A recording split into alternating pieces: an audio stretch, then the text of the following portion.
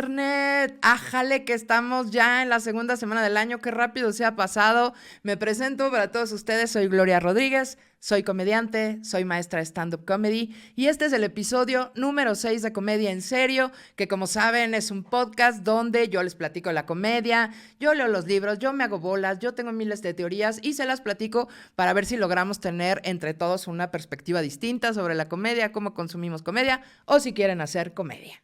Como ya vieron en el título, en este episodio vamos a hablar de cómo se arma un show de stand-up, que cómo acomodo el texto, que cómo le hacen los comediantes para subirse y decidir en qué orden. Y vamos a reaccionar a la maestra que yo admiro, amo, quisiera que fuera mi amiga, tenerla aquí al lado y platicar con ella, Hannah Gadsby, con su nuevo especial de comedia en Netflix, Douglas, que como siempre les digo, yo nada más voy a usar unos fragmentitos, pero ustedes tienen que sí o sí, porque es una joya de especial.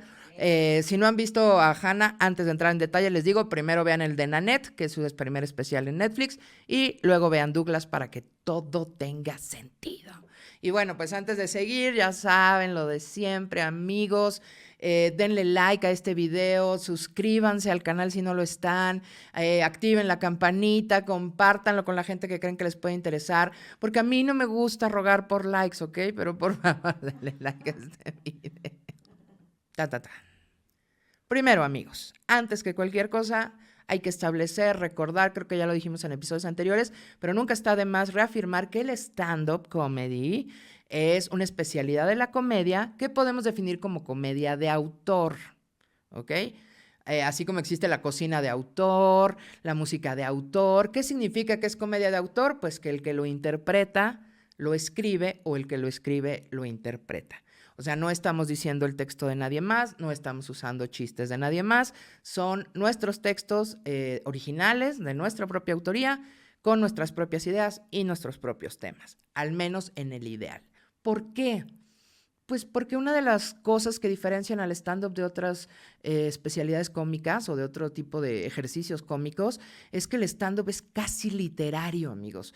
O sea, es casi una mezcla entre estas dos disciplinas artísticas de la literatura y las artes escénicas. Lo más difícil no es hacer reír. Créanme, lo más difícil de subirte a un escenario es que la gente te entienda, que la gente te escuche, poder sostener la atención de la gente, la atención y la atención por más de 3 minutos. Piénsenlo ustedes como público, ustedes todos somos consumidores de comedia, todos somos público, piénsenlo. ¿Por qué van a ver este video? ¿O por qué van a escuchar a alguien? ¿O por qué van a gastar su tiempo, su dinero y su esfuerzo en ir a ver el show de alguien si no es porque les atrapa el contenido? ¿No? O sea, hacer reír no es lo difícil, es la consecuencia. Créanme que lo más difícil ahí arriba es pensar, ¿lo dije bien? ¿No estoy diciendo tonterías? ¿Se está entendiendo por qué la gente se está distrayendo? Porque además, tomen en cuenta que el estandopero, a diferencia de otros géneros de la comedia, de otras especialidades de la comedia, no tiene refuerzos que lo apoyen en su discurso.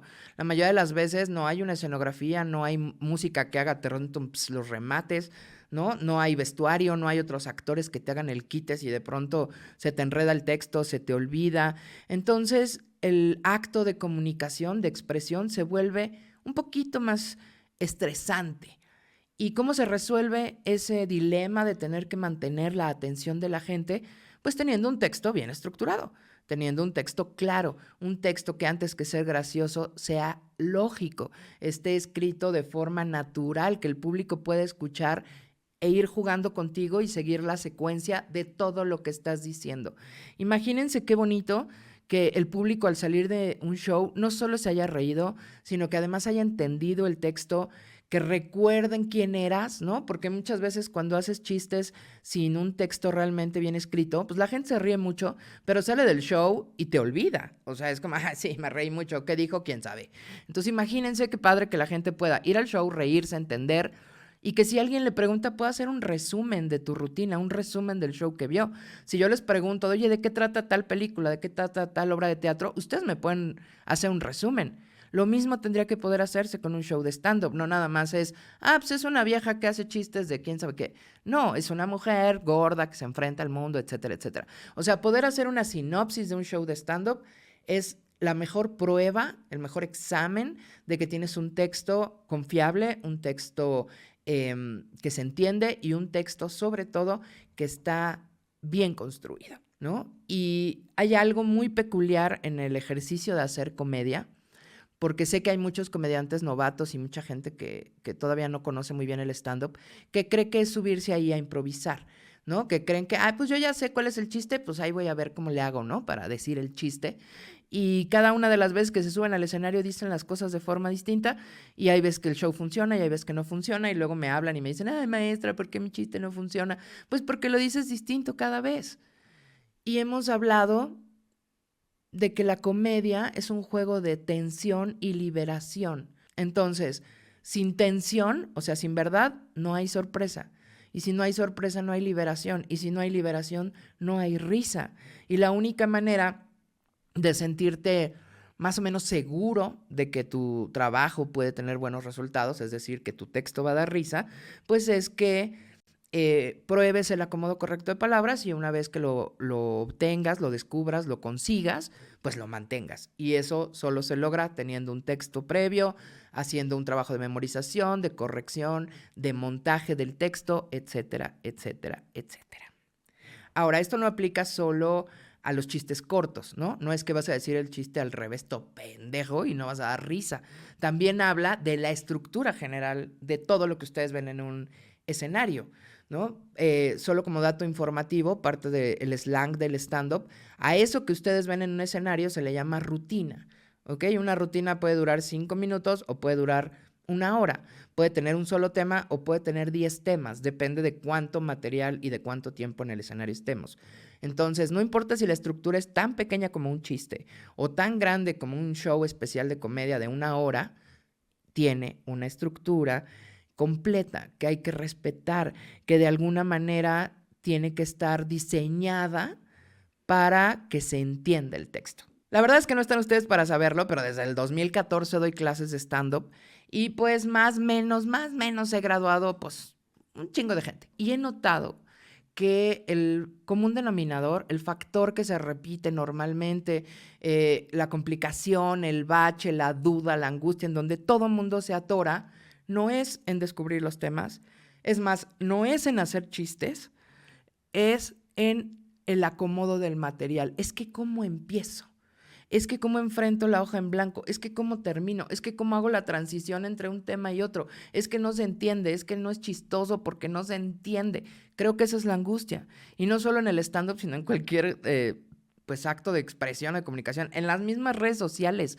O sea, a veces escribes posts y tweets y captions que no se entiende ni madre, ¿no? Entonces es súper importante recordar que finalmente cualquier cosa escrita pues tiene que ser revisada y tiene que trabajarse pues de manera integral. No se trata de, ya tengo muchos chistes que funcionan sueltos, entonces ahora me voy a subir al escenario y como a soltar tweets, ¿no? A lo pendejo, así, temas, no importa, porque no les garantizo, pero casi les puedo prometer que a los 3 minutos la gente se va a aburrir. O sea, la gente se va a desconectar del show porque no entiende por qué está ahí, porque no entiende de qué está escuchando, porque sí, muy buenos tus 3 chistes, pero ¿y qué más? ¿No? La risa es maravillosa, pero es efímera. O sea, tú te ríes de un chiste y ya pasó. Ese chiste perdió importancia. Entonces, lo único que puede hacer que un show de stand-up, donde no hay refuerzos escénicos, repito, se sostenga por más de 10 minutos y hasta 1 hora, es que el texto tenga sentido, tenga estructura, que estés diciendo algo con base, más bien, que estés diciendo algo que cimiente los chistes. ¿Me explico? Que hay una estructura básica que de manera rarísima, si tú no dijeras ni un solo chiste, de todas formas se entendiera el texto. Y que esté diseñado para decirse, para platicarlo, para comunicarlo de la mejor manera. Incluso las anécdotas tienen estructuras muy específicas para contarse para que resulten más interesantes, ¿vale? Entonces, me gustaría tocar en este tema que existen, desde mi perspectiva, recuerden que todo lo que digo en Comedia en Serio es mi perspectiva, mi propia experiencia, el resumen mental que tengo de todas las cosas que he leído, de todas las cosas que he escuchado, porque soy una ñoña, porque amo la comedia y me apasiona el stand-up y vivo de esto todo el tiempo. Es mi opinión, pero he logrado descubrir, encontrar, concluir que existen 3 formas más o menos generales de escribir un show de stand-up. Y cuando digo un show de stand-up, pues me refiero a casi siempre a un show largo, ¿no? Más de media hora. Y estas tres son un show lineal, ¿ok? Un show lineal, que normalmente es un show que tiene muchos temas, ¿no? Todos de observación. O sea, es el comediante ahí parado hablando de todo lo que ha observado en el mundo, pasa de un tema a otro, hace stand-up vivencial también, es decir, cuenta un montón de anécdotas, te está cambiando de un tema a otro, pero todo es lineal y el eje donde sale esa línea, pues es el comediante. Es decir, yo veo, yo observo, yo vivo, a mí me pasó, yo pienso, yo siento. Imagínense que es como un compilado de muchos temas que son muy divertidos entre sí, como los shows de Franco Escamilla, por ejemplo, ¿no? O los shows de Jerry Seinfeld, o de Chris Rock, o de Gabriel Iglesias, ¿no? Fluffy, que tú estás viendo un especial de stand-up y lo que estás viendo es una secuencia de un montón de cosas que puede parecer que no tienen sentido, pero sí lo tienen. ¿Cuál es el sentido? La experiencia del comediante. O sea, él es el centro y a partir de él se desplazan, se desenvuelven todas sus observaciones y todas sus vivencias. Ese sería un show lineal, ¿no? Como una película donde hay un inicio, ¿no? Hay un clímax y hay un desenlace. Bueno, un show lineal, pues hay un inicio, hay un clímax y hay un desenlace. Todo bien, es un estilo. Aprovecho para aclararles que no es que un estilo sea mejor que otro, son distintos y tienen que ver con cómo piensa el comediante y cómo normalmente se expresa. Uno no puede escribir un show como no hablarías en la vida real porque sería súper raro interpretar una estructura que no es la tuya. Entonces, ninguno es bueno, ninguno es malo, son distintos entre sí, ¿vale? La segunda característica podría ser un show circular. Un show que literal, si se lo imaginan, es un círculo, es decir, empieza en un punto, en un cuestionamiento, con una premisa, con una idea, y luego se hace un círculo donde vas tocando un montón de temas, vas ramificando, vas argumentando y al final llegas al mismo tema con el que empezaste. Es decir, todo lo que dijiste en este círculo sirve para validar la idea del principio. Esto es mucho más parecido, por ejemplo, a lo que hace Dave Chappelle, ¿no? En el último episodio en todos sus especiales hace eso. En el primer episodio de nosotros, en su último especial de él, ¿no? Eso fue lo que quise decir. Y Dave Chappelle escribe así, Carlos Vallarta escribe así, ¿no? O sea, es estos textos que parecen súper lógicos, que al final te queda una sensación de, claro, al final todo tuvo sentido, ¿no? Se revela el misterio, al final te convence, al final entiendes por qué te estaba diciendo todo eso, porque es un círculo, es un universo cerrado, normalmente son muy observacionales, ¿no? Normalmente el comediante es muy frontal, como un poco absurdo, como una lógica impecable, como que tiene muchas cosas que opinar y que decir, es muy crítico, es muy confrontativo, pero al final todo tiene sentido. Entonces es un show circular, es un universo donde obviamente el comediante es partícipe, pero no es el centro de ese círculo. Hay un montón de opiniones que dar. Vayan a ver el especial de Vallarta o el que les decía de Franco o a Jerry Seinfeld o a Dave Chappelle y se van a dar cuenta con esta estructura que tiene sentido. Y el tercero, digamos que no los acomodé por orden de importancia, les repito, ninguno es mejor que otro, sino los acomodé un poco por orden de complejidad, ¿no? De complicación a la hora de escribir. Y el último sería el show ascendente, donde empiezas, digamos, de menos a más, donde va como increciendo, tanto en velocidad como en contenido, como en nivel de risas, como en violencia de los temas, como en la fuerza. Va creciendo y entonces el show termina en un estallido casi eufórico donde la gente ya no sabe ni de qué se está riendo, ¿no? O sea, se ríe de que le da risa y el comediante aprovecha esa risa para hacer que se rían más de la risa y entonces es un show eufórico, donde normalmente la gente sale como, ¡ah! Acabo de ver un show de comedia. Y la reflexión viene después, ¿ok? O sea, en el show lineal tú vas junto con el comediante, ¿ok? Te entiendo, Franco. Muy bien, entiendo lo que me estás diciendo, juego contigo, llegamos al final los dos. Es como acabar al mismo tiempo con tu pareja, ¿no? Como llegar al orgasmo al mismo tiempo, todo bien. Después el show circular es como, ¿por qué me está diciendo esto? ¿Por qué me estás diciendo esto, Vallarta? ¿Tendrá razón o no tendrá razón? Y al final es como, no mames, tenía razón, ¿no? O sea, es como tener orgasmo sin darte cuenta, como, estaba yo sentada y pum, ¿no? O sea, eso. Y el show ascendente es, le chambeamos, vamos, jugamos, se empieza a poner cada vez más loca la situación, un shot, 2 shots, un moped, 2 mopeds, y al final, no, o sea, ya todo el mundo, fanda, es como una fiesta que se pierde el control. Y cada uno de estos diseños de show están pensados previamente, justamente para tener un tipo distinto de comunicación. Les repito, no es que sea mejor, no es que sea peor. En el show ascendente lo que podemos ver es que vamos de temas más sencillos a temas más complicados. Y una cosa que tiene distinta el show ascendente del circular y del lineal es que el show ascendente termina normalmente con una propuesta, con un consejo, con una solución para tener un mundo mejor.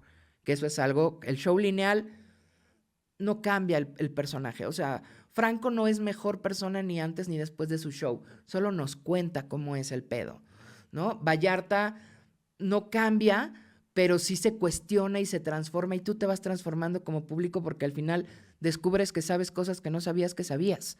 Entonces hay una transformación. Y en el show ascendente lo que hay es transformación, linealidad, si te entiendo, no te entiendo, hay una revolución, pero al final todos nos quedamos con una sensación más positiva que negativa, es decir, con más esperanza que desesperanza. Hay algunos shows de stand-up que uno los ve y piensa como, ya valió madre, o sea, es verdad, me voy a amargar, el mundo no tiene solución, ¿no? Todo es una mierda, y está bien, también para eso está diseñado, pero hay shows donde sales como, sí, voy a cambiar, ¿no? A partir de ahora voy a ser más profundo y voy a dejar de consumir. O sea, cada show tiene, independientemente de los temas que toque o de la personalidad del comediante, tienen estructuras distintas, ¿no? Normalmente la misión es la misma, hacer reír, que se comprenda, pero reiterarles que hay una disciplina de escritura detrás de un show de stand-up. Pero al final, pues la pasión nos lleva. Y hablando de pasión, en este video, justo donde estamos hablando de estructuras, de escritura, de disciplina, pues elegí a Hannah Gadsby con su nuevo especial de Douglas en Netflix para reaccionar, porque esta mujer, antes que cualquier cosa, mames lo inteligente que me parece que es, lo claras que tiene sus ideas, independientemente de sus temas, de que si es súper chistosa o no, la señora tiene clarísimo cómo es el pedo de escribir. Y basta con analizarlo un poquito para entender que ella no se sube ahí a ver qué pasa. Ella lo tiene todo controlado. Más o menos está esperando incluso la respuesta, el ritmo, el timing, en qué segundo la gente se va a reír, en qué segundo se va a enojar. Y eso solamente habla de una gran disciplina, de una gran capacidad de ver la estructura. Entonces nos sirve perfectamente para este análisis, si bien no todos tenemos que escribir como Hannah Gadsby, recuerden que el stand-up es tan diverso como stand-uperos existen, pero sí es un gran ejemplo de cómo piensa un escritor antes de subirse al escenario. Solo que pues todos sabemos que Hannah Gadsby es muy descarada, en el sentido de que le gusta revelar los trucos del mago, ¿no? Y en todos sus especiales, porque tiene, creo que 6 especiales antes del de Nanette, que fue el más famoso en Netflix, pero en todo su trabajo, ella siempre nos ha contado, nos ha revelado el secreto del mago, nos ha dejado como, ¡ah! ¿Cómo sabía, no? Ahora sé algo que no sé. Y bueno, Douglas no es la excepción. Ella es una comediante australiana, para los que no la conozcan. Es abiertamente lesbiana, orgullosamente lesbiana. Le encanta y le caga hablar de eso en sus rutinas. Es conocida, muy conocida, se hizo famosa por el especial de Nanette, ¿no? Que justo es un especial que grabó en Australia anunciando su retiro porque estaba hasta la madre de la comedia. No se los voy a spoilear, si no lo han visto, váyanlo a ver. Si ya lo vieron, hermanos, saben de lo que les estoy hablando. Y resulta que este especial de despedida, donde renunciaba a todo, se volvió tan famoso que hizo una gira por todo el mundo. Recibió un montón de premios. Creo que en el festival, el de Melbourne, que se hace en Canadá, recibió un gran premio, se fue a Nueva York y se volvió todo lo famosa que ella no sabía que se iba a volver solo por ese especial. Entonces, tiene toda una trayectoria de 13 años como comediante, que es relativamente joven. Tenemos la misma edad comediantil. Ay, hay que ser gemelas, somos jóvenes.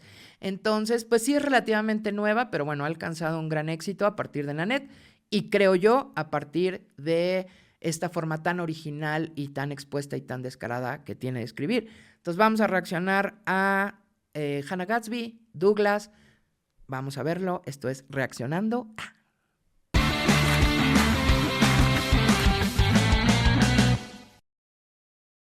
That's how I'm going to meet your expectations, by adjusting them for you now.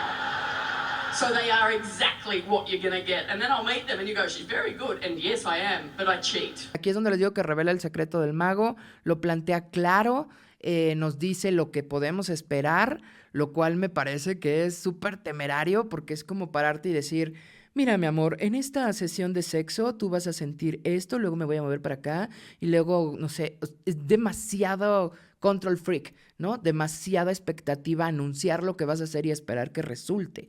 Entonces, este especial de Douglas de entrada ya empieza con esa diferencia, que es Hannah exhibiendo, planteando, comprometiéndose a hacer lo que está diciendo y me parece que es dificilísimo. Obviamente, lo que sigue del especial, pues es ver si resulta, ¿no? Eso que está proponiendo. Vamos a ver el siguiente bloque. When the show begins, when the show actually begins, this is not it. Don't panic. When it begins, I'm going to kick things off with a bit of observational comedy, right? A bit of, you know, have you ever noticed what's up with that? That's shit. That's what I'm starting with. And look, it's not very good. I'm going to be perfectly honest with you because I'm not very observant. Typically speaking, vague as fuck, right? Now, fair warning, my observations will be about Americans, which is broadly speaking you lot. Ok. Me sirve muchísimo. Es que la amo, de verdad la amo. O que tienen que ver este especial porque lo primero que dice es, voy a empezar con observaciones, ¿no? Las observaciones, como ya lo dice, pero alarguémoslo un poquito, son todos estos chistes que intentan hacer cómplice al público, como, ¿no les ha pasado que el otro día me di cuenta? Son chistes sencillos, sencillos en cuanto a recepción del público, o sea, al público no le cuesta tanto trabajo reírse de los chistes de observación porque empatiza, ¿no? Porque una de dos, o ya lo has observado antes o en ese momento te das cuenta que, claro, es una observación que no había hecho.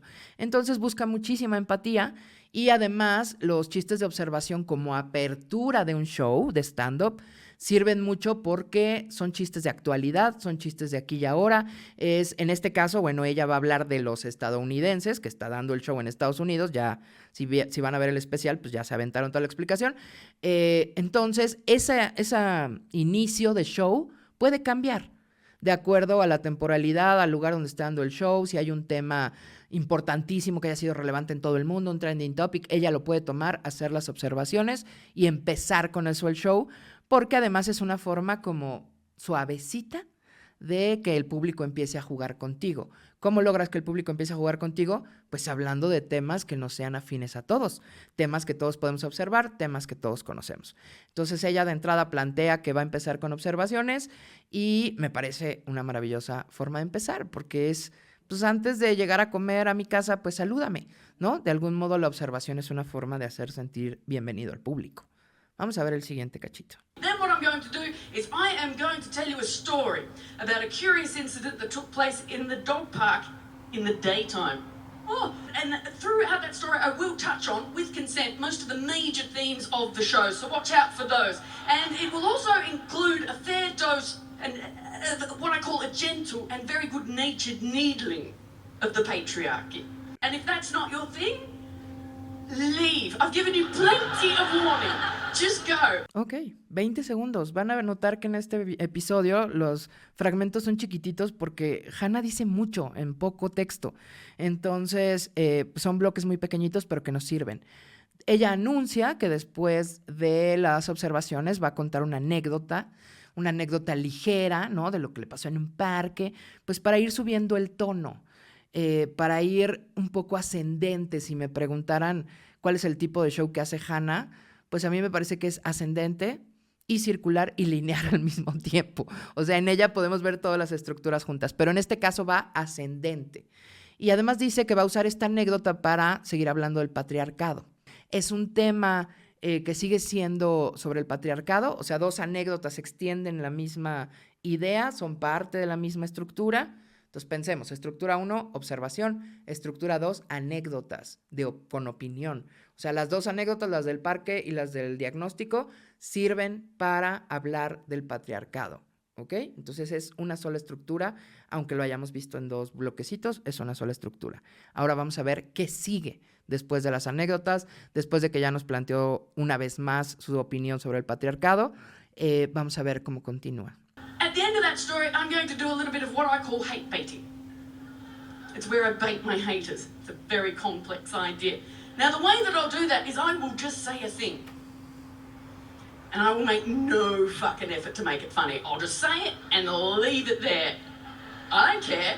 Now, I would strongly recommend that you do not take the bait.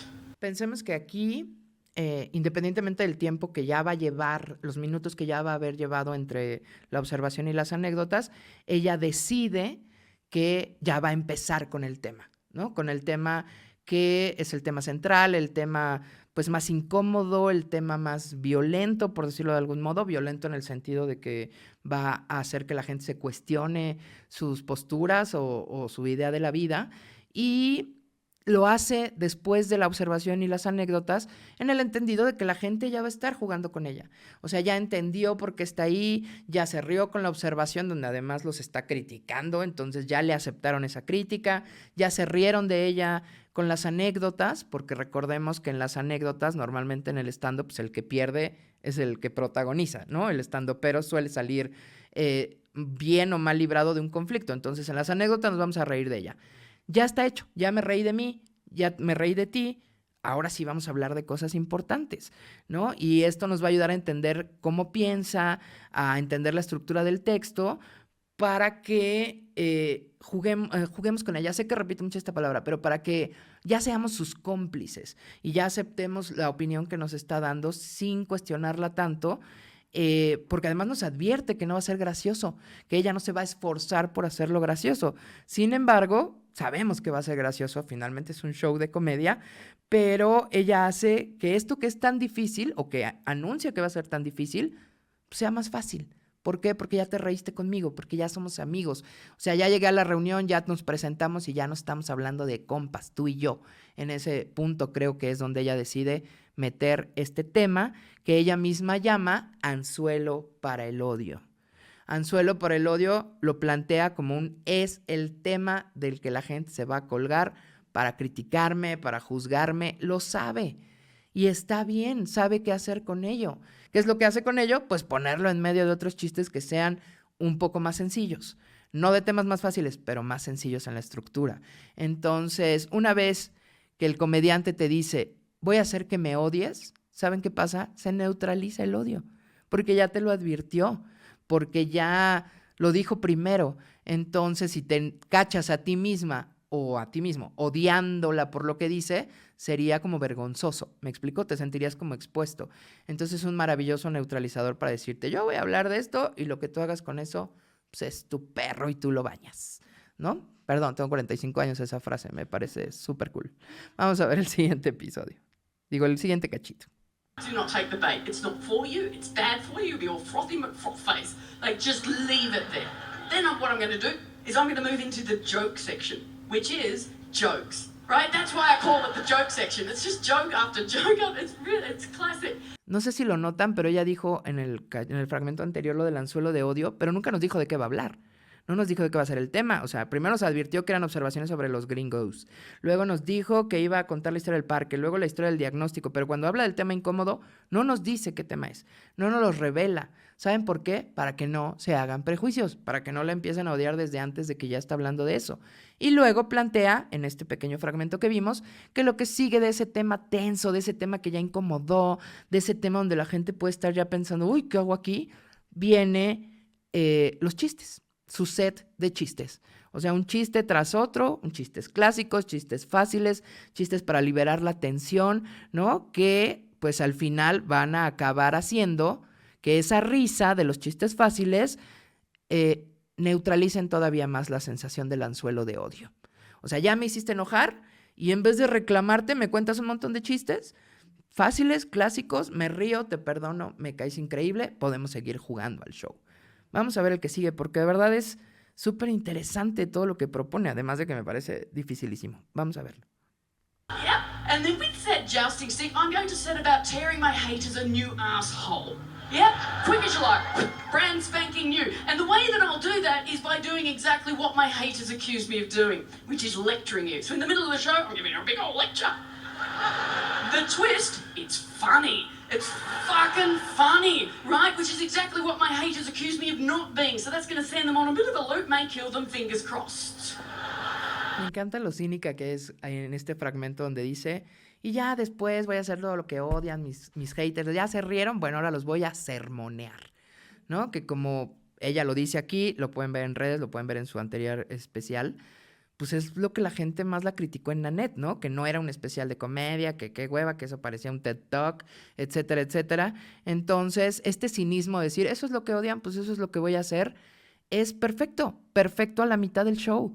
Perfecto cuando ya te reíste de ella, cuando ya te reíste de ti mismo, cuando ya te reíste de los demás, cuando ya te hizo incomodar pero estar de acuerdo con una opinión que ya tiene, ya te contó chistes fáciles, pues ahora te va el sermón, que hace rato que hablábamos de un show ascendente, pues sería el equivalente a la propuesta de un mundo mejor, o sea, una opinión del comediante que sí es aplicable a la vida, ¿no? Que sí lo está haciendo para pues dejar un granito de arena, por decirlo de algún modo, que el show de stand-up no sea solo me quejo, todo me caga, sino que además pueda proponer algo, aunque ese algo tenga tonos un poco más serios que a algunas personas del público les dé hueva, ella igual lo va a hacer. ¿Por qué? Porque ama su discurso, porque ama lo que tiene que decir y porque no está tratando de complacer a un público que no es su público.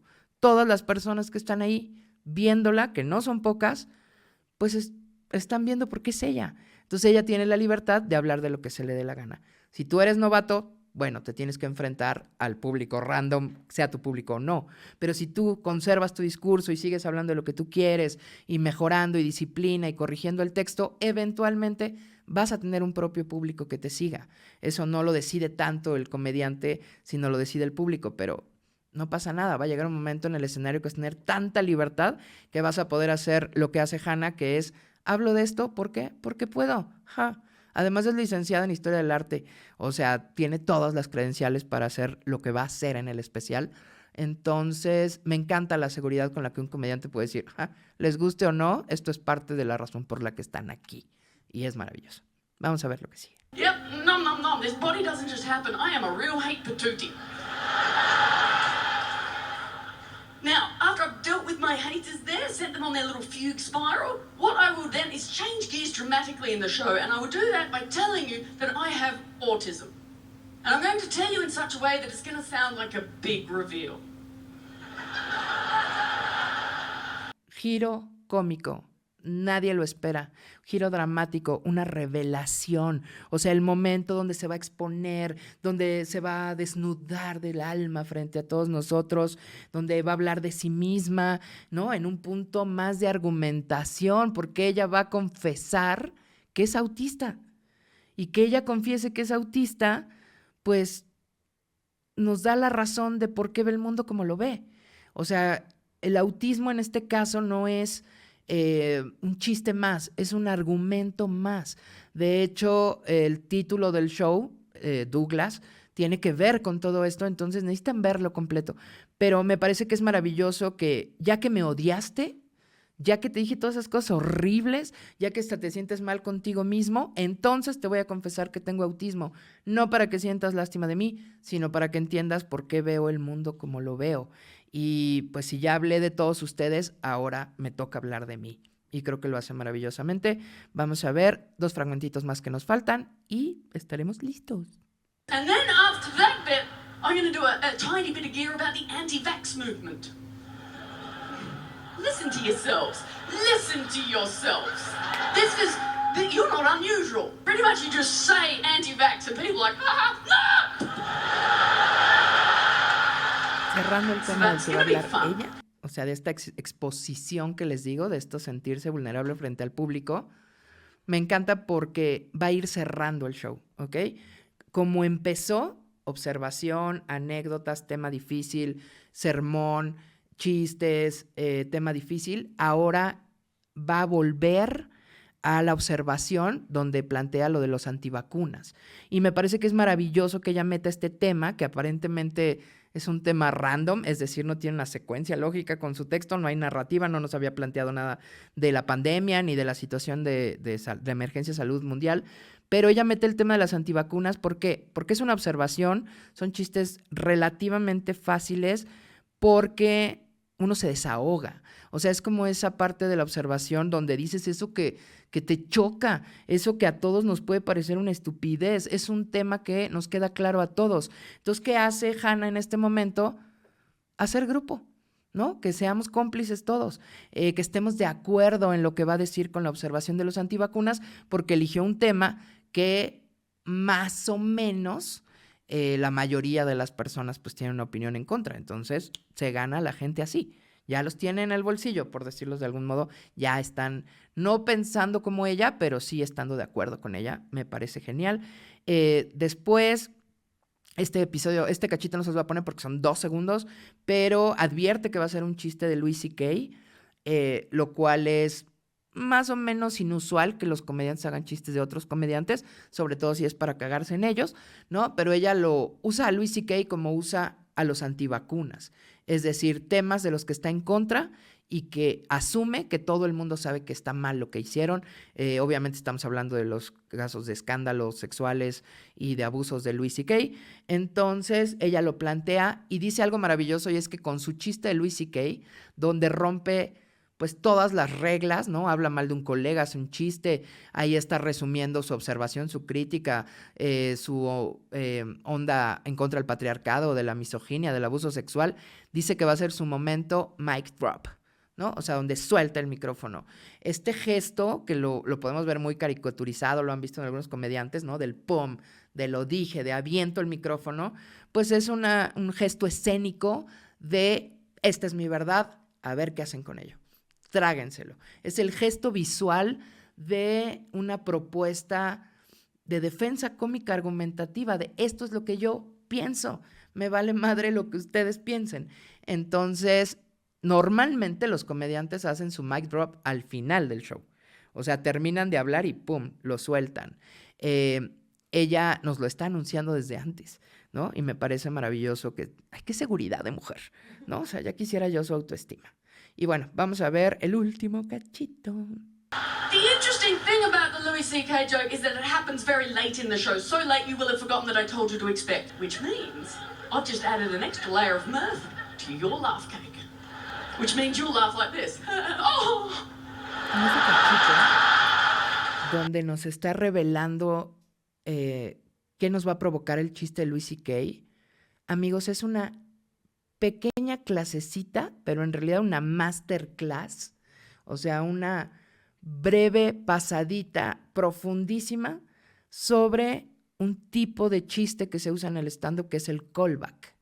El callback significa utilizar una información varias veces en distintos momentos para que vaya subiendo la risa. En algún episodio nos enfocaremos exclusivamente en el callback, pero creo que ella lo explica muy bien.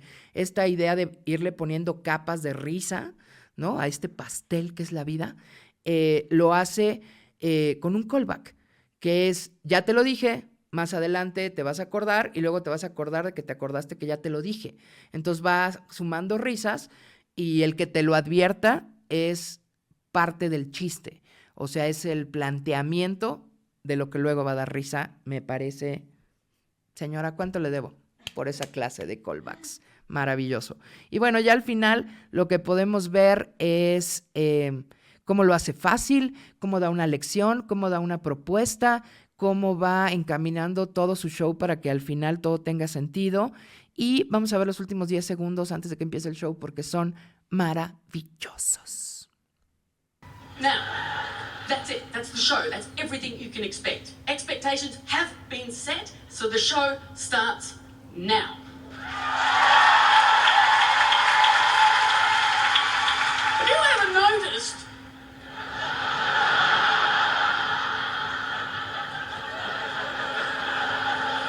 how Americans Y bueno, pues lo único que nos queda ver después de alguna vez les ha pasado, pues vamos a ver si todo lo que nos dijo funciona. vayan a ver el especial, coméntenme por favor en este video si lograron ver la estructura, si lograron entenderla, si creen que me faltó algo, ¿lo logró o no lo logró? ¿Todas esas expectativas que generó al principio se cumplieron o no se cumplieron? Por favor, díganme que no soy la única loca que alcanza a ver la lógica y la secuencia y el trasfondo de todo esto. Espero sus comentarios porque me voy a sentir menos sola en este paseo de ser hashtag la señora de los plumones, hashtag la gorda sabe.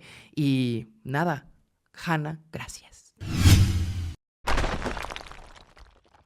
Y bueno, ya para despedirnos, después de esta reacción, de este delicioso orgasmo intelectual que me acaba de generar Hannah Gadsby, vámonos con los 5 highlights, los 5 puntos, los 5 momentos para recordar las 5 ideas con las que tienen que ir a dormir, porque en este video no solo se viene a aprender, también se viene a llevarse frases chidas para la vida. Así es que ahí les va. Número 1. El stand-up comedy, es un género de la comedia, como les dije, que combina 2 disciplinas, la escritura y la interpretación. Entonces, ¿el stand-up comedy es arte? Sí, es 2 artes en una. Punto número 2. Subirse al escenario es como lanzarse de un avión. Nunca sabes qué va a pasar, te da mucho miedo acabar hecho mierda. Solo dependes de ti mismo, de que sirva el paracaídas. Y en ese sentido, nuestro único paracaídas, esa sensación de seguridad de sí me voy a partir la madre, pero si logro abrir este paracaídas, sobreviviré, es tu texto. Porque lo único que nos salva de sentirnos expuestos y humillados es el texto. Si no da risa, al menos te subiste al escenario a decir exactamente lo que querías decir, como Hannah, que no dio risa en todos los momentos, pero estoy segura que es un discurso que no se te va a olvidar nunca. Número 3. Si vas a hacer stand-up, no hagas chistes de alguien más. O sea, no copies los chistes, no te robes el material. No hay nada más feo que defender una idea que no es tuya, de buscar, no sé, videos de los 80s, de stand-ups hindús y traducirlos al español porque te da un chingo de hueva escribir. O sea, la verdad, amigo, es que nos vamos a dar cuenta. Nos vamos a dar cuenta porque así como tú encontraste ese video de no sé quién en la India haciendo stand-up en los 80s, yo también tengo internet, también lo puedo encontrar. Y lo único que va a pasar es que la gente se va a sentir decepcionada de que lo que estás diciendo no lo escribiste tú, porque robarse chistes en el stand-up no es ilegal, amigos, pero es bien inmoral. Número 4. Aprender a escribir es aprender a organizar tus ideas. Y aprender a organizar tus ideas te ayuda a aprender a pensar mejor, con más claridad. ¿Y saben qué, amigos? ¡Nos urge! Y punto número 5, un aforismo que leí por ahí, en algún meme, seguramente con fondo de los Himalayas, pero que me gustó, dice: la disciplina consiste en hacer lo que realmente no quieres hacer para poder disfrutar lo que realmente quieres hacer. Chao.